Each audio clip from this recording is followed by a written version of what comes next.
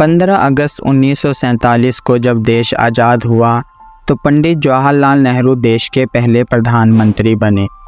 अक्सर यह सवाल उठाया जाता है कि सरदार पटेल अगर देश के पहले प्रधानमंत्री होते तो आज देश की स्थिति कुछ और होती। कई लोग यह भी कहते हैं कि महात्मा गांधी जी ने सरदार वल्लभ भाई पटेल को प्रधानमंत्री नहीं बनने दिया।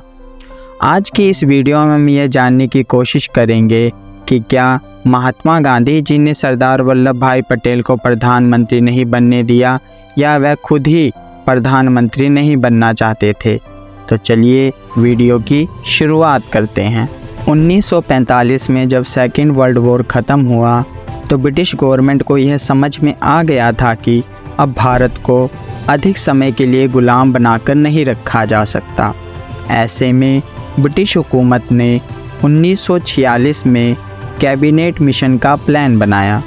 इस प्लान के तहत देश में वायसरॉय की एग्जीक्यूटिव काउंसिल बननी थी।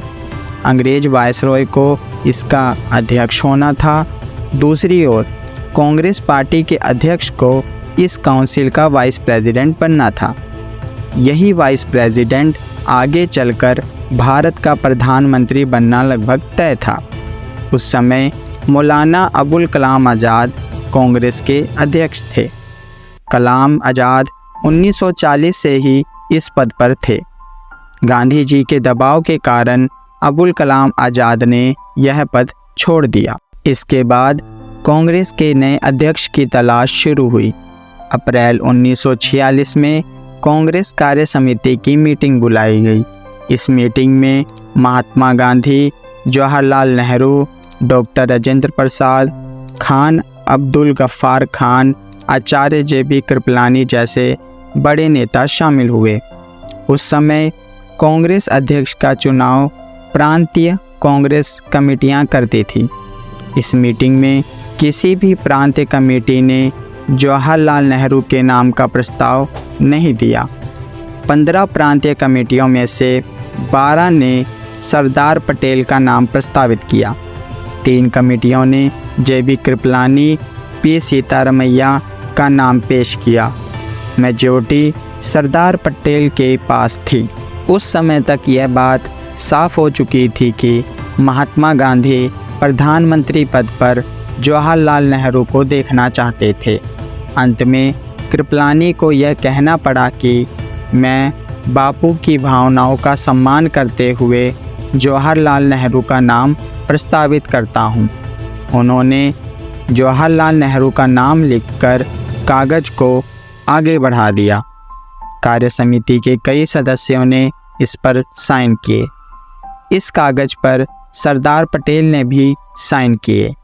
JB कृपलानी ने सरदार पटेल को कहा कि वह अपनी उम्मीदवारी वापस लें और जवाहरलाल नेहरू को कांग्रेस अध्यक्ष बनने दें।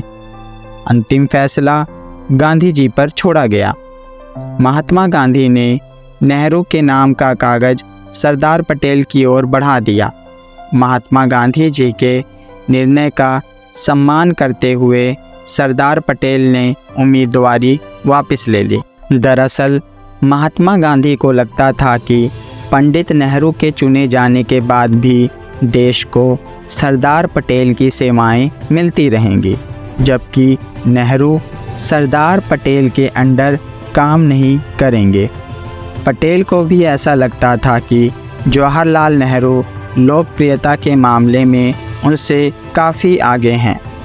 जब एक पत्रकार दुर्गादास ने गांधी जी से इस मामले पर सवाल पूछा तो इस पर गांधी जी ने हंसते हुए कहा, जवाहर हमारे कैंप में अकेला अंग्रेज है।